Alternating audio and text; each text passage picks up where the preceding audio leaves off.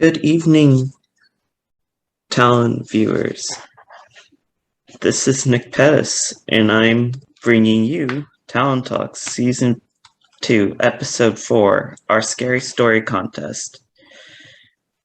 We were unable to meet up all together, so we decided to do things a little differently this week. We each recorded a segment of our winners from our Scary Story Contest. So we're going to read those.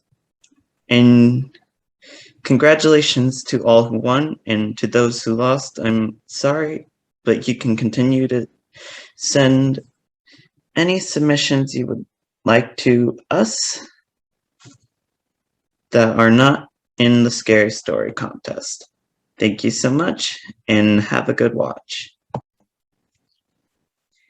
In 5th place, we have The Horror Within by Alexis Calain.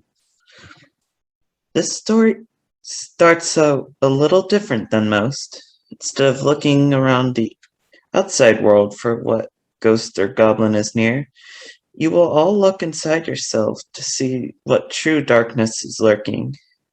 Imagine you are in a forest. It looks familiar, as if it's calling you to wander. The moon is shining brightly directly on you, as the whispers of the trees come close enough to send chills down your spine. With each rising goosebump, the tick inside you is itching to come out. The secrets you all hold deep in your bellies becomes hypnotized by the coo of the owls lurking in the trees. You take a step, and the snap of the branch echoes through you.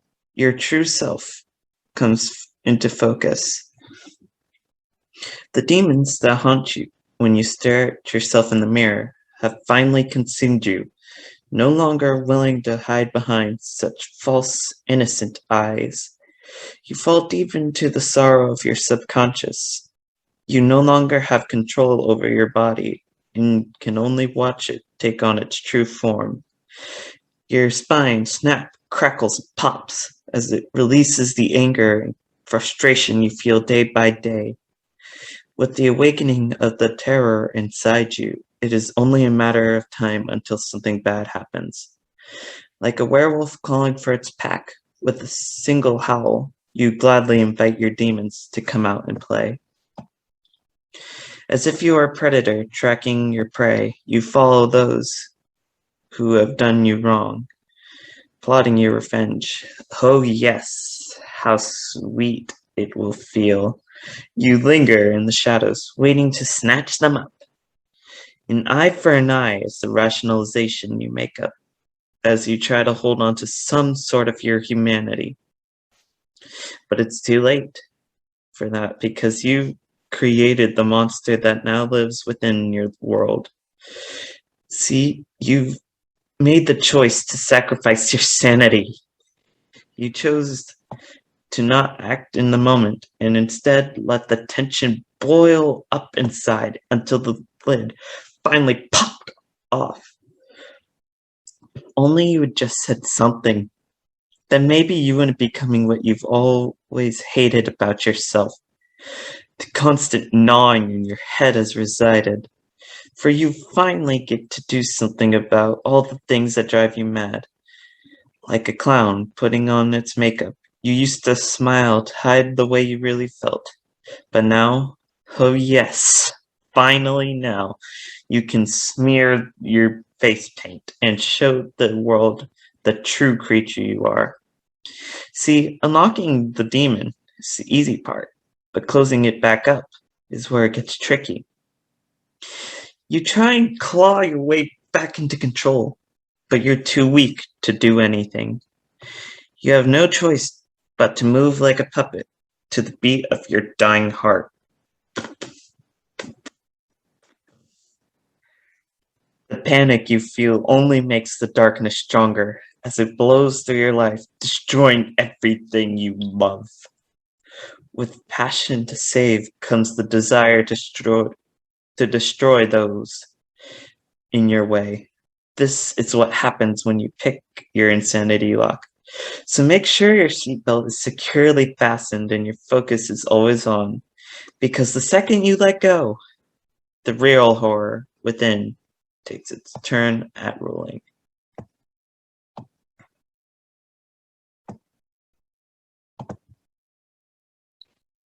This is a dead man's tree by Selene. Dead man's tree, they used to call it, long and whirly. It stood innocently amongst the naked trees. At first glance, it was all normal, ordinary tree, except secrets were buried deep beneath the roots, upon a pile of crisp, white human bones. A stuffed scarecrow, totem of death and fear, an evil omen to a passing traveler, place of sin to a priest, symbol of bad luck, according to a local drunk and crazy, but nevertheless an ordinary tree. Only from a distance, ordinary, forgettable, boring, but nevertheless an ordinary tree. But deep beneath the dirt, under our feet, the tragic stories of the town's death, fear, and tragedy in history took place. Hand-braided ropes swung gently in the wind, an ornament, a common spectacle, a primeval tradition, a barbaric practice, echoes of the past once lived. Crowds came in droves from local towns, eyes lightened with sick satisfaction, toe-curling smirks, and soulless eyes forever ingrained in one's own mind. The hand of evil touched these very grounds. Hell hands guarded this very tree. The devil himself graced humanity in his very presence. Sorrow, despair, and agony left his awake. His very hands braided the rope, planted the tree, tied the knot. His influence corrupted man's mind with evil thoughts. They brought them upon with gleeful spirits as they cuffed their stiff necks with rope, hands tied behind their back, heads bowed to the earth in forgiveness and mercy. They helplessly stood amongst their friends, families, and neighbors in humility, despair, and misery, in pure innocence and grace. They were ordinarily tragic souls hung on the tree for sport, strung up for decoration, display it as a symbol warning sign to all of humanity. Their pleas for forgiveness despaired into the crowd. Confession of innocence left their crackled lips. Whispers of sins forever lost to the wind. Their secrets kept buried and safe in the depths of their story and soul. Their souls forever a dark reminder of great injustice. Victims of a heinous hate crime, the timeless classic story of sorrow, despair, and agony, forever written into those pages of history books, forever passed down throughout time as a local legend of a ghost story, a dead man's tale. Bodies gently swung in the wind, tragic souls lost over time, forgotten, forever tied together in unity. Upon the branches of Dead Man's Tale. Hi everyone, my name is Dr. Michele Weber, and I am here to share one of our Scary Stories winners. This is Mandy Stoican, and her story is entitled Marty. There is a writer's note. Some people don't believe in ghosts. They often believe that ghosts aren't real, but I can tell you from personal experience that they do exist. This is a true story of a man my family used to know years ago. And the story starts. Marty was a handyman and a personal friend of our former landlord, Melanie. He would always come by and fix our leaky faucets or toilets in the duplex we rented. He was a nice guy. I'd say that he was probably in his 50s, and he had a scruffy appearance, such as old t-shirts and holes in his jeans, and he always sported a faded red ball cap. His scruffy gray stubble was showing his age, but his disposition was shown in his kind eyes and his friendly smile. He was likable. One chilly morning in December, Melanie came by our house. It was a week before Christmas, and seeing her before the first of the month was surprising. Hey, before I go, have you seen Marty? She asked. No, not lately, I admitted. Why? What's going on? Been trying since yesterday to get a hold of him, and his phone keeps going straight to voicemail. He was supposed to show up for work today at one of my properties and never did, Melanie replied. She looked very worried. He usually keeps his phone charged until he needs to use it in case I call him to come work with me. I nodded, rubbing my chin in thought. Well, if he does come by, I'll be happy to have him give you a call, I reassured her as she turned to go. Thanks, Amanda. I'd certainly appreciate that, Melanie replied. See ya. Later, I responded as she left and shut the door. My live-in boyfriend volunteered for the local fire department at the time, and I filled him in for Melanie's visits to her concerns about Marty. He too thought that was weird and decided to talk to the assistant fire chief about it. He had a few firefighters who formed a search party to find Marty. It was getting dark, but they continued their efforts until late into the evening. They eventually found Marty sometime later, dead in a desert bunker. The temperatures had dipped into the 30s during the night, and Marty went in that bunker to get warm, but the bunkers were buildings with no insulations, and he froze to death. It was said that he might have been there for a couple of days, and his phone was not fully charged.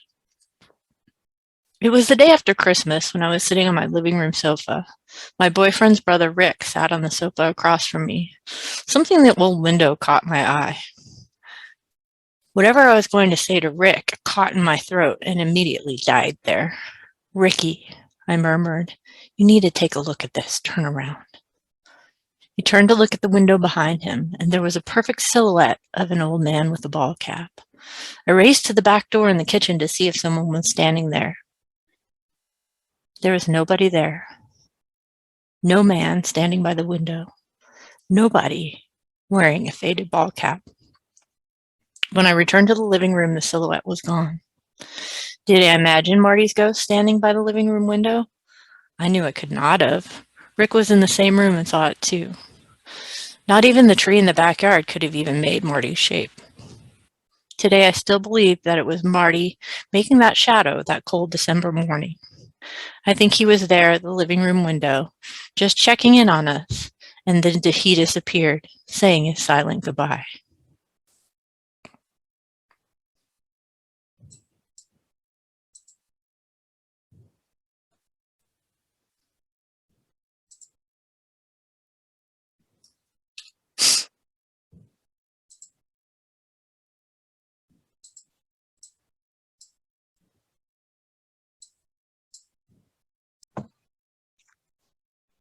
In second place, we have The Man from Within by Stephanie Burnach.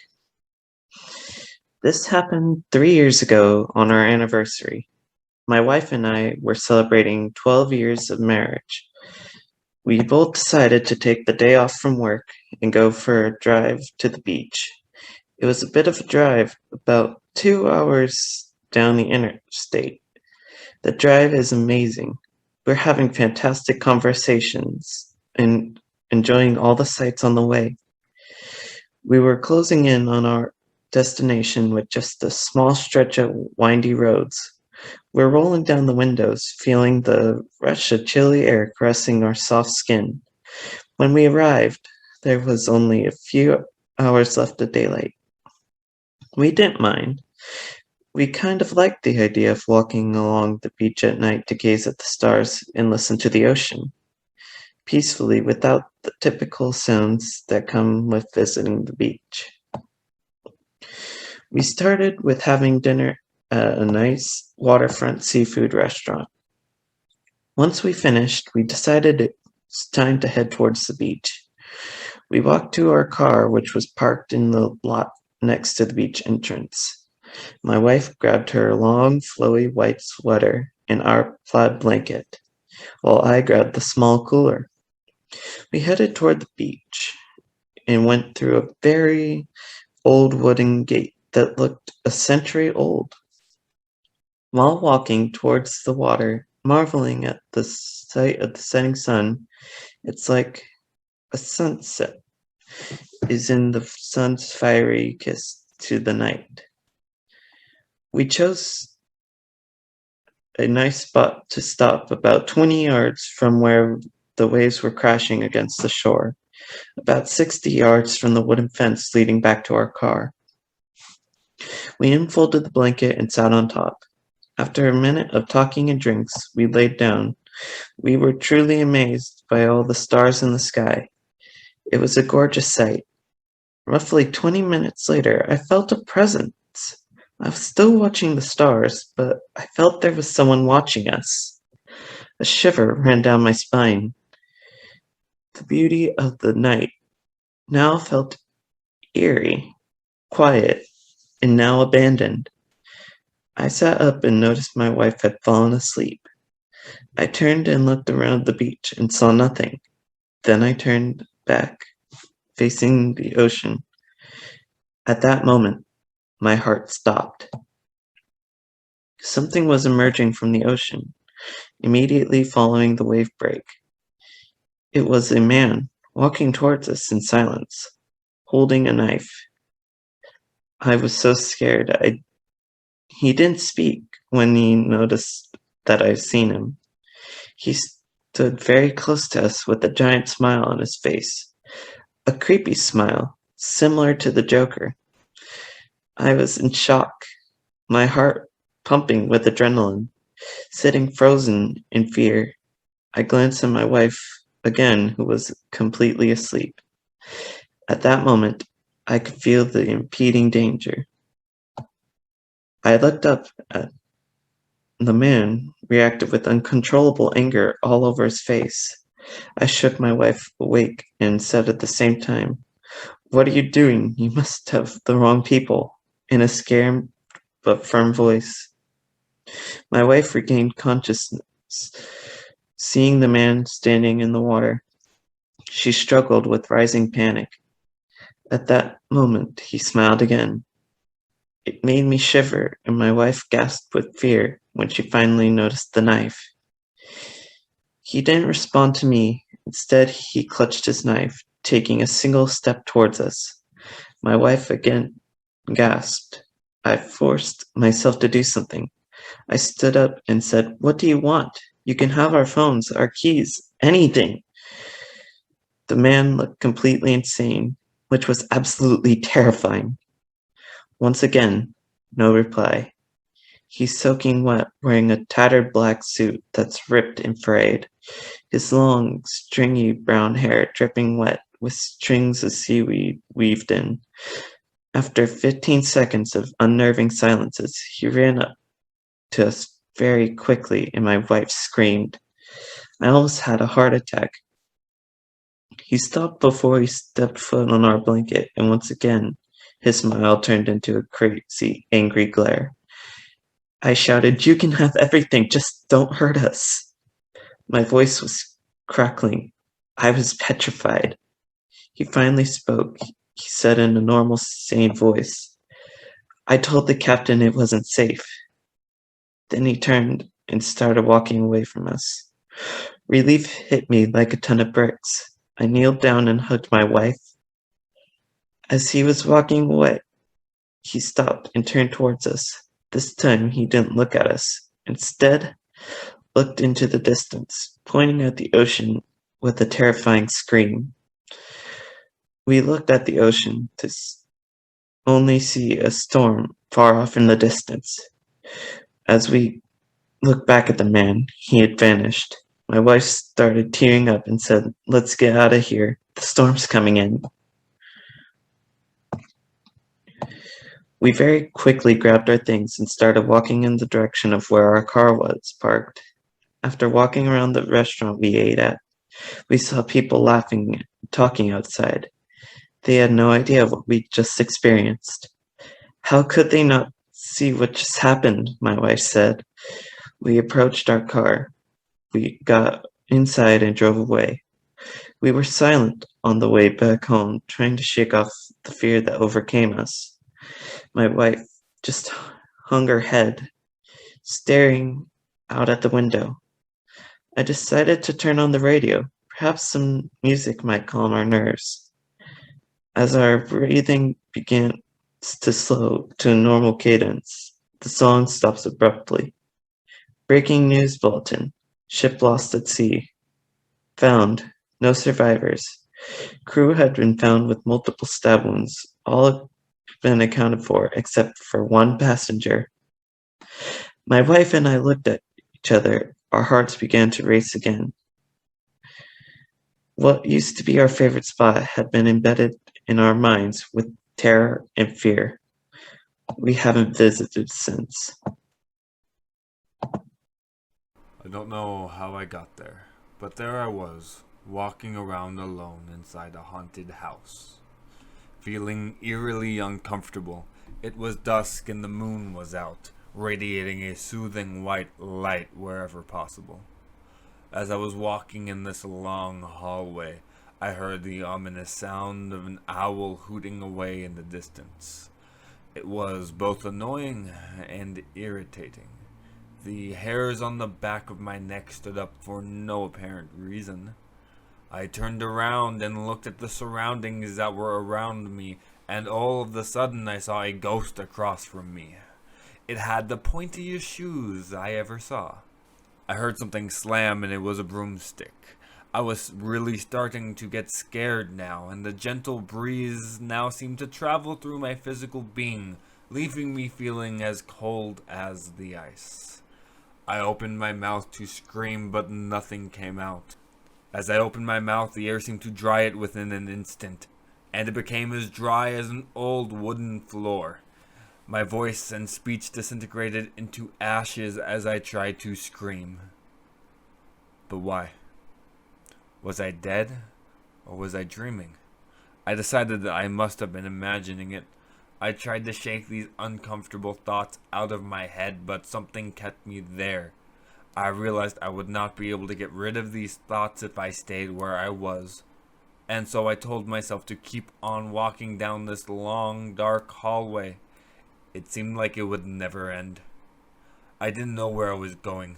A small invisible force seemed to be pushing me forward towards a decapitated person. So I ran as fast as I could and ended up in a very large bedroom with the weirdest bathroom. I heard something.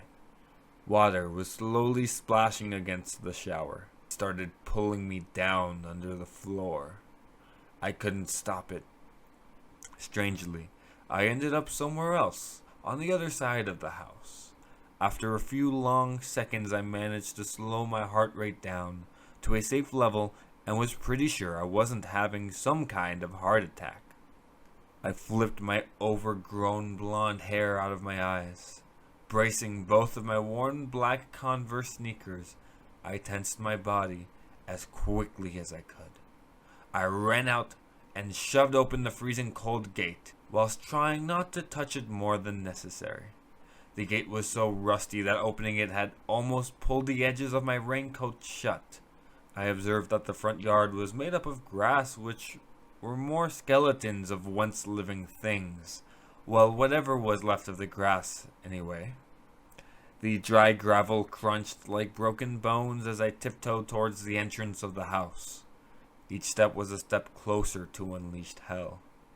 Molding steps led up towers to the entrance of the house, with each step causing a crack and paralyzing scary squeak. The fencing gray oak door was engraved with strange vintage patterns and weird symbols which were now partially eaten away by mold and termites. There were so many arched windows from the front of the house. Each of them was cracked with no glass on them. I glanced at the stained gold knocker in the shape of a demon on the front door. I jumped back and quickly spun around to face my so-called friends who appeared out of nowhere, and they were keeping their distance from the house by standing away.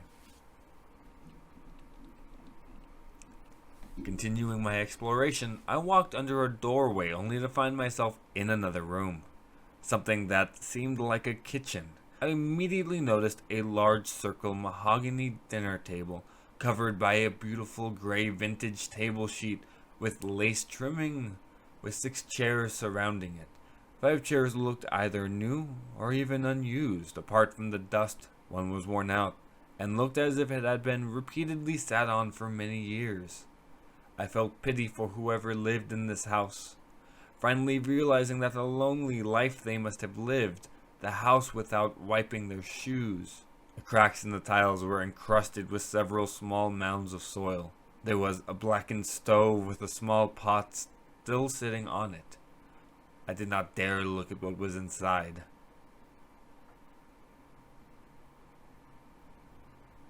I noticed an open window directly opposite from it, with a tree branch sticking through the middle of the cracked glass, making it look as though the tree branch had managed to grow inside the house, inching towards the window. I swept a portion of dust from the window ledge, revealing that it used to be a cream color. I imagined someone calmly putting their elbows on the ledge and looking out from the window. A single gold-etched dinner plate lay on the decomposing, unknown substance that was probably once someone's dinner.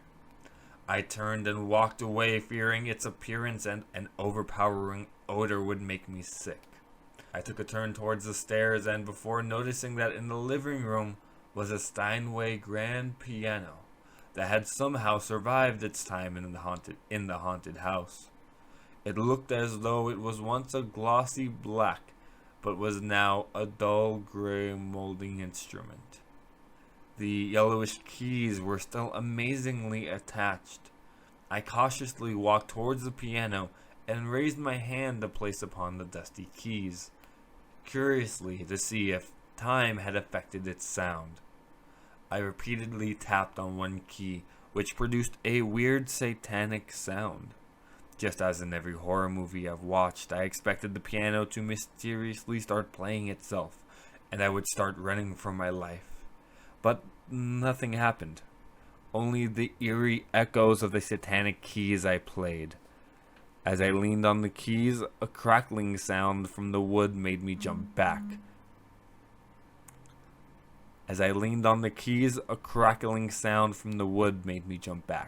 I slowly backed away, scared that I would crumble it even more, and moved back towards the base of the stairs.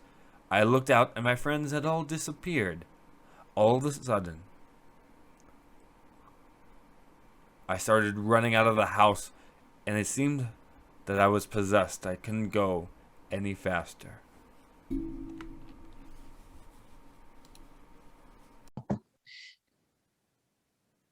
Happy Halloween, everybody. Thanks for watching Talon Talks. Have a good one.